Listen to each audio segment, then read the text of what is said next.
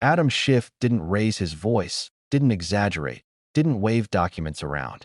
But the warning he delivered hit harder than any headline. Because this time, he wasn't questioning someone else's motives. He was questioning the system itself, the very machinery that decides what the public gets to know and what mysteriously disappears before anyone can notice. When Schiff sounded the alarm about the Epstein files, it wasn't about the familiar rumors or the names people argue about online. It was something far more unsettling. Whether powerful officials inside the Justice Department have the quiet ability to erase, reshape, or bury evidence without leaving fingerprints. Senator Schiff, thank you so much for being here. I mean, we know the Justice Department has, just to say, some politically compromised leadership at the top is one way of putting it, but the Inspector General is more independent. I assume that's why you, of course, wrote to them.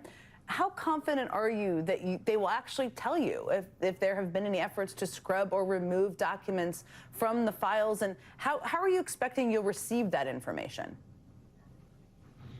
Well, I'm not sure that you could be fully confident of anything in this administration, including the Inspector Generals, most of which were fired in the early days of the Trump administration, and whether they've been replaced by anyone of any independence is very much an open question.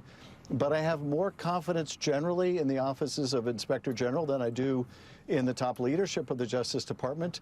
There have been reports that the FBI devoted 1,000 agents to combing through these files, flagging wherever Trump's name appeared. And there's good reason to be suspicious of whether any documents that might be incriminating the president will see the public light. So one way of trying to make sure that the disclosures are fulsome, as required by the law that was passed on a bipartisan basis, is to get the Inspector General to review the custody of these documents to determine whether any are missing. And the administration is supposed to give us a log of anything they're withholding to determine whether that log is complete or whether the thing's missing from there, too. Yes, it feels like if you were able to look at the log, which they should be able to, if there's more than names, if there's long swaths of things, it raises a lot of questions. Now, the deadline, as I just noted, for the White House to release all the files under the bill Congress passes a week from tomorrow.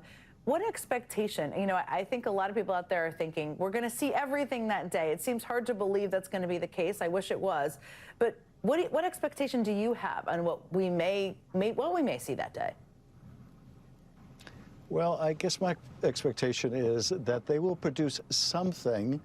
And now that something that they produce may be heavily redacted, and they may claim that those redactions are merely to protect the privacy of the victims. And if they are redactions for that purpose, they would be completely legitimate. We want their privacy respected. But do we trust the administration to make those redactions only for that purpose, or to over-redact in a way to protect or avoid anything incriminating or embarrassing of the president or any of his allies? I don't think we can have that confidence. I would feel much better if I had a neutral party like an Inspector General making those determinations.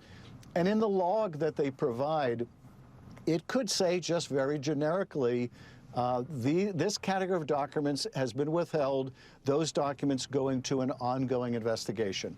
Again, that is not going to, I think, satisfy anyone. So we'll see how fulsome the production is and how much we're going to have to fight to really see what they're holding. I just talked with Abby Lowell about the Justice Department's latest failure in their attempt to indict New York Attorney General Letitia James. Third time is not a charm for them. You've seen, of course, the DOJ try to chase you with the threat of similar charges. What's your reaction to the news today? It is really shocking because, of course, the bar in the grand jury is so low. You don't have to prove anything beyond a reasonable doubt. It's merely showing probable cause, and the prosecutor who goes into that grand jury decides what that grand jury sees. And if they're not ethical, they don't show them anything that would be exculpatory. They only show them what they want to help convince that grand jury to indict. So for now, repeated grand juries in different venues to say, you don't even have probable cause, that is really shocking at one level, because it just doesn't happen very often. At another level, it is frankly all too understandable, given that the administration and the leadership of the Justice Department is just determined to go after the president's enemies. They're following his orders. It is vindictive, it is selective, and they seem quite determined to keep trying and keep failing. And they keep pushing Lindsey Halligan. There we go. Senator Adam Schiff, thank you as always for joining me tonight. And the moment he said it out loud, you could feel the temperature in the room drop. For years, the public has demanded to see the full Epstein records. Survivors, journalists, activists, lawmakers, all pushing for answers about how a trafficking network that spanned years and crossed state lines operated in plain sight. But Schiff's concern isn't just about what the files contain. It's about who had access to them, who touched them, and who might still be deciding how much of the truth can safely reach daylight. He's warning that transparency isn't guaranteed. It's something that has to be forced. And right now, he says, there's no guarantee that the people responsible for releasing these files are acting with clean hands. He starts with what he calls the first red flag, and it's not a small one. In the early days of the administration, multiple inspectors general across federal agencies were fired. These are supposed to be the watchdogs, independent investigators who oversee the government from inside the government. They don't answer to political priorities. They answer to the law. When they were removed, Schiff said, something fundamental shifted. You can't replace every guard dog and expect the public to believe the yard is safer. And that's exactly why he doubts whether the Justice Department's leadership is capable of managing the Epstein records honestly. Not because of politics, but because the people who normally ensure honesty aren't there anymore. They were replaced by individuals whose independence, as Schiff carefully puts it, is very much an open question. The unease deepened when a report surfaced claiming the FBI had assigned roughly 1,000 agents, an entire workforce, to comb through the Epstein files. Schiff didn't say this number was confirmed, but he admitted there have been reports indicating the scale was extraordinary. And the purpose of that operation raised even more eyebrows. Agents were allegedly instructed to flag specific names wherever they appeared. Not investigate, not clarify, just identify and mark. If that's true, Schiff argues, it raises an uncomfortable possibility. A review that large could be used to ensure accuracy, or to filter, prioritize, and potentially withhold anything considered politically inconvenient. He didn't accuse anyone outright, but he didn't need to. The implications speak for themselves. This is where Schiff shifts from concern to action.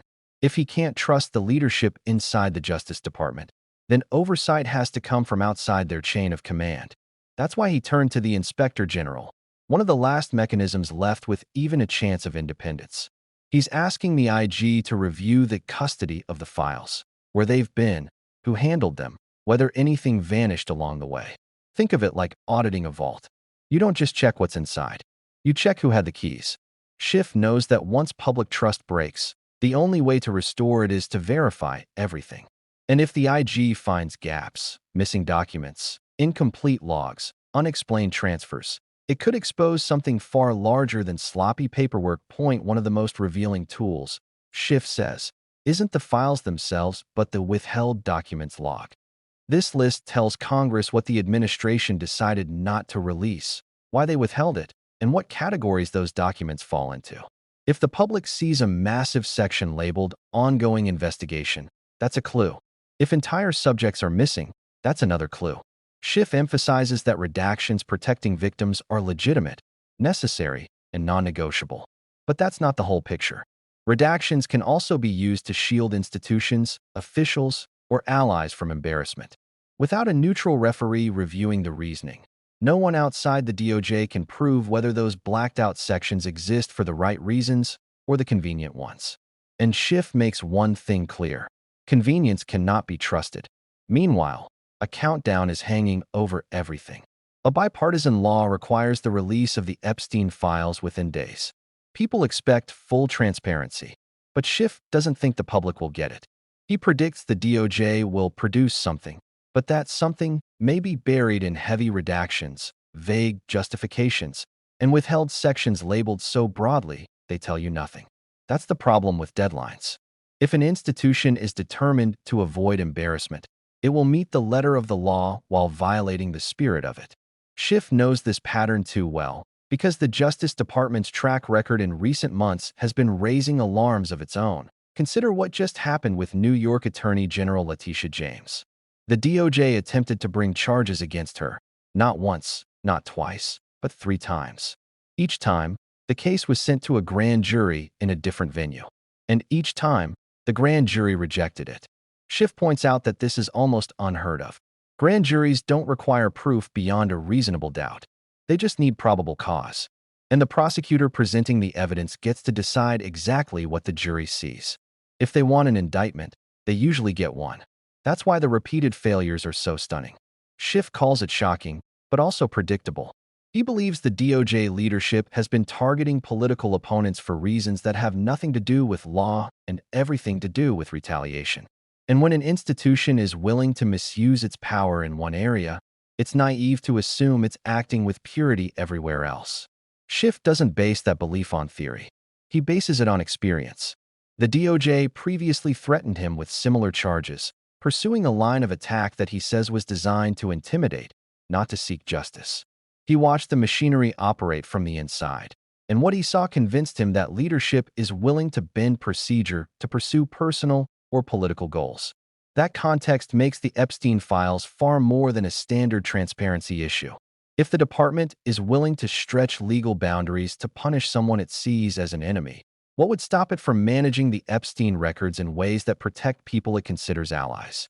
Schiff isn't asking rhetorical questions. He's pointing out a pattern. And that brings us to the heart of the story, why these files matter so much. They're not just historical records. They're the documented remnants of one of the most disturbing trafficking networks in modern memory. They include testimony, names, connections, financial trails, travel logs, and communication chains. For survivors, these files are part of the truth they fought for. For the public, they're a test of whether institutions handle sensitive cases with honesty or with strategy. If the files are incomplete, manipulated, or selectively disclosed, the consequences ripple outward. Trust erodes. Faith in oversight collapses.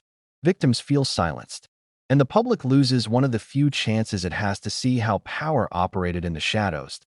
That's why Schiff is pushing so aggressively for an independent review. It's not melodrama. It's accountability. He wants the public to know that someone outside the DOJ's hierarchy is checking the locks, reading the logs, verifying the chain of custody, and confirming whether the collection is intact. Because once transparency is compromised, democracy doesn't fail loudly.